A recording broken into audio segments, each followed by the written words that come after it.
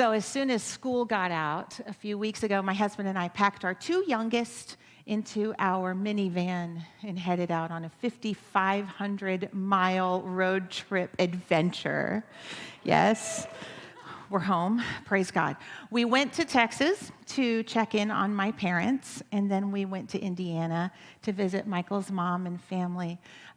We hadn't seen most of them since well before the pandemic, so it was important for us to have that time with our parents, and we had a great time, and we made a lot of memories.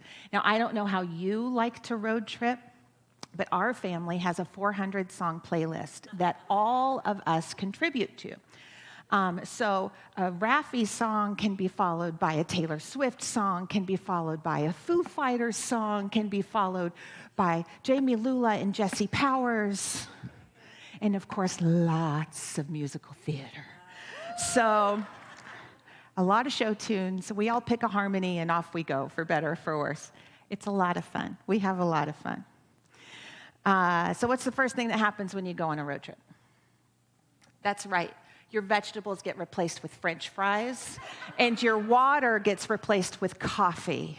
I feel like my arteries have shrunk up into my body, and I have never been happier to see a salad and a glass of water than I was when we got home on Tuesday.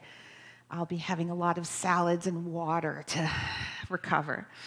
Anyway, it's a 4-day drive down to my parents' house in the hill country of Texas. And so I had 4 really long days to think and to pray.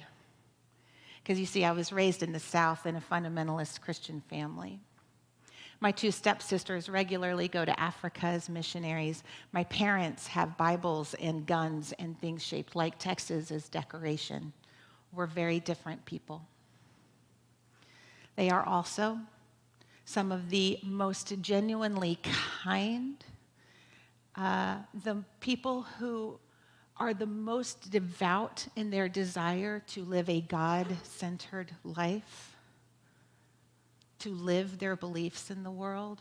So I guess we're kind of alike.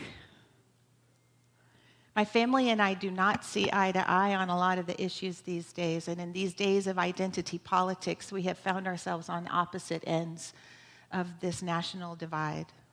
And I needed to see my parents, who I love and who love me. So I had 4 really long days to think and to pray. God, help me be kind. God, help me to be the hands of love in this place that I was so desperate to leave 22 years ago. God, help me to remember who I am in every moment. I was nervous about traveling. It was fine. We got some weird looks for our masks, and we were definitely felt alone in our choice about mask wearing, but we don't care about that. We were met with real kindness everywhere we went. People are people everywhere you go, and I am a firm believer that there are more kind people than not. And still, my family of origin isn't always easy to travel back to. I had anxiety for weeks leading up to this trip. Here's the thing. I worried most that they would try to indoctrinate my kids the way I was indoctrinated as a child. I worried that they would look at our beautiful family that is a little bit different from their hetero-cis norm and would unintentionally say something that would harm one of my children. I worried that they would say something insensitive and then I would rush in to defend and I would be insensitive and I would say something that I would regret. So as you may be able to see, I really got myself into a stew over all of this leading up to the trip. The morning of the day that we were set to arrive in Texas, I awoke with a new thought. Now, Reverend Shannon has taught us over the years to really pay attention to those between times, between waking and sleeping. And so I wasn't surprised that that's when it came to me. I heard a new voice in my heart simply say, accept the gift. I had all day to ponder the meaning of this as we completed our trek from the deserts of New Mexico into the rolling hills of Texas. Accept the gift. I learned over the next couple of days just what that means. It means that when I go into a situation looking for the gifts, rather than bracing for the pain, I leave room for love. And when I leave room for love in my life, it floods out into the world, and it does so effortlessly. Accept the gift. My family didn't say or do any of the things that I was so worried about. I didn't say or do any of the things that I was so worried about. We just kind of sat around and loved each other a lot. We connected at the heart, and that was the gift. To connect at the heart, to genuinely love and appreciate each other, knowing who the other was and accepting that, and just loving each other. Yes, we have some hard conversations to have. But this field of unconditional love that we have generated creates the space for those conversations, a space that is both brave and safe. You're welcome, Rand. Just gonna leave my earrings over here. Love is the foundation of the safety that therefore empowers those brave conversations. And so I accept that gift of unconditional love, to receive it and to be it. And the interesting thing about gifts that I learned is that they are a transaction that requires two actions. Somebody has to give. And as Jesse's song just so powerfully taught us, someone also has to receive. No one can give you something that you don't take. So Spirit telling me to accept the gift was a softening of a hard place in me. I'm wondering if you have any hard places in you right now. Now I'm going to do something kind of strange in this moment. You know how there are people at pride parades who pass out free parent hugs? If you're a person who has never received unconditional love from your family of origin, or maybe you're estranged from someone, or maybe you're just deeply missing someone on the unseen side of life, I'd like to offer you that unconditional love. I'm wondering if you're willing to accept a gift today. Wherever you are, I invite you to just take a moment. And if you feel safe, you can close your eyes, take a breath, maybe place a hand on your heart. From the well of pure love in me, I want you to know that you are loved.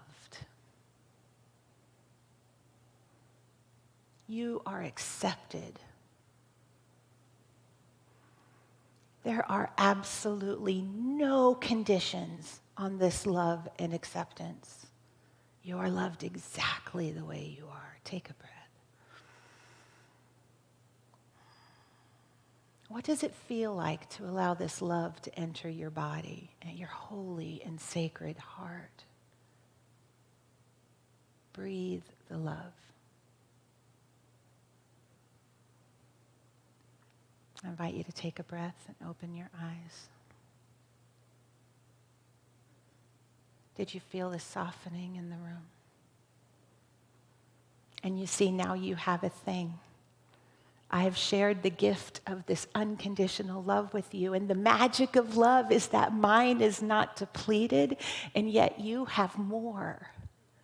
This is alchemy. This is the Philosopher's Stone. This is the thing that Reverend Shannon is teaching us every single week. This is magic. It's love. And there's nothing wishy-washy about it. It is powerful. And it is the transforming energy of the world. So I invite you to do two things with this love. I invite you to nurture it, and I invite you to share it. Nurture it by taking care of yourself. Nurture the body that houses the gifts. I recommend salad and water over French fries and coffee. Feed the mind that recognizes the gift. Honor the spirit that is the gift of unconditional love and share it. Reverend Shannon says that you can say anything when it comes from a place of authentic love in you. So sharing the gift of love isn't some passive hippy-dippy, it's all good thing. As much as I love hippy-dippy, it's all good things. No, sharing the love means standing firm in this love so that you can do the powerful work of truth telling. So why do I tell you the story about my crazy family on the Sunday of Independence Day weekend, you may ask? This talk is called Fully Freely You because I had planned to talk about the freedom that comes from untangling some of these old knots that I thought I might run into on this trip. I had planned to talk about how freedom comes with responsibility, but that there is an underlying power that lightens that load. I had planned to talk about individual and collective freedom. But as we left Texas, we heard about the Supreme Court decision overturning the state of New York's gun laws. Then, when we were at my in-laws, we heard about Roe. I cried with my mother and sister-in-law in Indiana, even while I knew that my family in Texas was celebrating. And then I came home to more news about the EPA, a dear friend's devastating health diagnosis, lives and plans being upended on a dime. It's a terrifying time to be a woman in America. And our sisters and brothers and siblings of color, our LGBTQ siblings, are watching us awaken to this rage in wonder that it has taken us so long.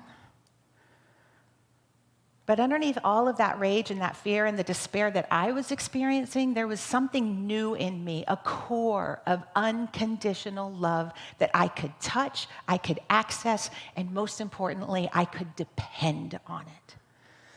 Let there be no mistake, I am angry. I'm very angry. But in that anger, there's curiosity, because I have learned to accept the gift. Because of the curiosity, I've been able to learn whole lessons just in the last week about how each of these decisions affect people of color disproportionately. I have been able to gain clarity about what the right to privacy means and why that was the basis for Roe in the first place. Because I have been curious, I have been able to look at places in myself that feel threatened. And as Reverend Shannon taught us last Sunday, to reassure myself that I am safe and I am loved. A New Thought minister, Reverend Dr. Arthur Chang, wrote last week that many of us are experiencing Independence Day not as an event, but as a process. And I would add a very long, slow process. He said, many Americans are struggling with how to feel free while they are not fully accepted as equals in our country. Women and minorities are likely to experience Independence Day not as an event, but as a process where full equality is a dream to be realized in an obscure future and not now. This really rang true for me as I learned more about the intersection of civil rights and women's rights this week, as I mourned with my daughters and raged with my friends. Freedom, it turns out, is not an event, but a process. Love isn't a destination, it's a process. You know what I think? I think people don't like process because it doesn't always have a clear beginning, middle, and end. And I get that. And truly, we want to be there now. I also know that process can be ugly and brutal and draining. I get that too. I had 4 rather large babies. I know about painful process with no predictable beginning or middle or end. Loves, we're in the midst of birthing something new. Have you ever been watching a reality show? Quick change of topic. Have you ever, not really though, have you ever been watching a reality show I like to watch like cooking or sewing reality shows. I love the creativity, right? And you'll see contestants who are all competing individually, and then suddenly they have to do the dreaded team challenge. Oh, the drama. Somehow, the two most abrasive personalities always end up on the same team together, and the drama ensues, right? But you know what? Those teams are almost always the ones who win the challenge. Why is that? There is a great synergy that happens when people who are very different come together for the purpose of creating something new. That is when the sum becomes greater than the parts. That's when the creative friction of the push-pull, when we're pulled out of our comfort zones and into someone else's orbit. You see, all of that makes space for everyone's genius to emerge. And that is when we create something bigger, something better, something we hadn't even dreamed before. So keep watching your reality shows. There's genius there. I've come to understand that the division we're feeling at a soul level that is creating this exhaustion and dismay that is so very painful is painful for us for the very reason that it's not our natural state. Our natural state is harmony. Our natural state is togetherness. It's up to every single one of us to do the work to return to our natural state. For me, that meant traveling 5,500 miles to remind myself of the love underneath the struggle. It meant taking the time to connect at a soul level with people who are very different from me. Because when we're connected at a soul level, we want to hear the other person. We want to listen to each other's hearts. And then there is trust. Then the hard conversations can happen. Then the power hierarchies are broken down because there is no hierarchy in love. Then we create this space where differing ideas can come together to finally create that more perfect union. That union starts here. That union starts here with all of us. And then that more perfect union ripples out and becomes made known.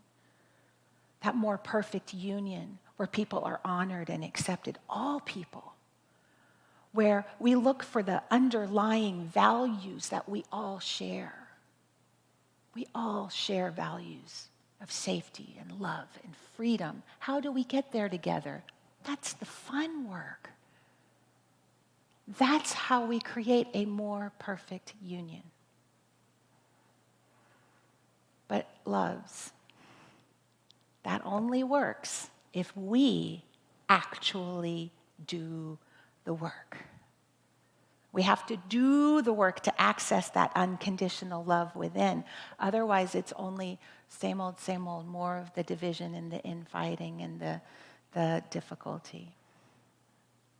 I'm going to tell you a secret. One of the reasons that I left the church of my youth was the phrase, hate the sin but love the sinner. Because, and I can only speak to my experience, but my experience of that phrase was that there was a lot of hate and the love part was kind of missing. Let's not be that. Let's focus on the lovingness and actually do the work. I came here because I wanted to be the love. And what I have learned in the safety of this community is that I can be the love and still have hard conversations. I can be the love and still disagree with someone else. I can be the love and work for something better. Put your hand on your heart and repeat after me. I can be the love and have hard conversations. I can be the love and disagree with someone.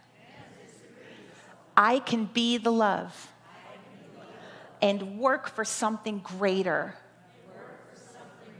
I am love. Love is power. And that's what it's all about, y'all. That process of freedom begins when we commit to this love and stand in the power of it. There is nothing wishy-washy about it. Every single week, Reverend Shannon O'Hurley, Reverend Masano Hiraoka, we all stand here and say, you are loved. That isn't something like we're just saying, love you, bye. No, we're saying there is a profound power that transforms it all. It is immutable. It is uncontainable. It cannot be changed. It can only be shared. And with the sharing of it, it becomes greater. And when we stand in the power of it, we get to be fully and freely who we are because there's no fear in it. If you are experiencing fear around love, it is because there is some healing work to do. I say that from experience, and there is nothing but love when I say that. I had some healing work to do around love, around the idea that God is love, around the idea that I could be in relationship with a partner and not be hurt. You know, always, when I first met my dear sweet husband, I was always waiting for the other shoe to drop. Like, okay, he's still here. He's still here. Okay, all right. He's still normal. Okay. I think we've got something here. You know, are you waiting for the other shoe to drop in life? Is there some healing work that needs to happen there? Are you waiting for spirit to let you down? The healing work that I'm talking about is the work of empowerment.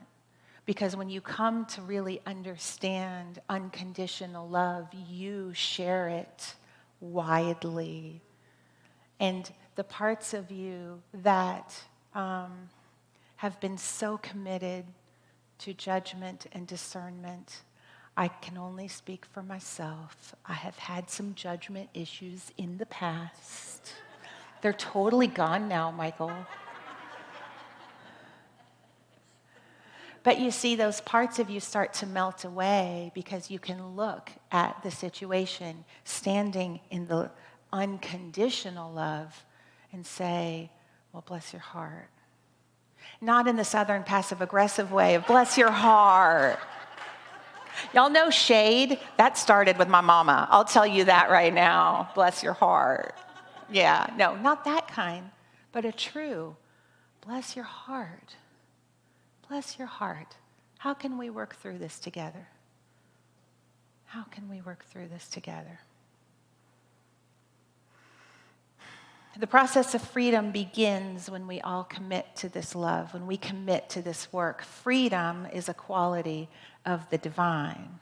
And when we are in our divine body, which is the state of perfect love, we automatically know the next right thing to do. And we automatically have the courage to do the next right thing because we are in love. This is authentic power, and it takes every single one of us standing in this power to make a difference. Your love is needed. Your commitment is needed. Your creative genius is needed. You are loved, and you're needed, and you're loved. Hi, friends. I hope that our message inspired you today.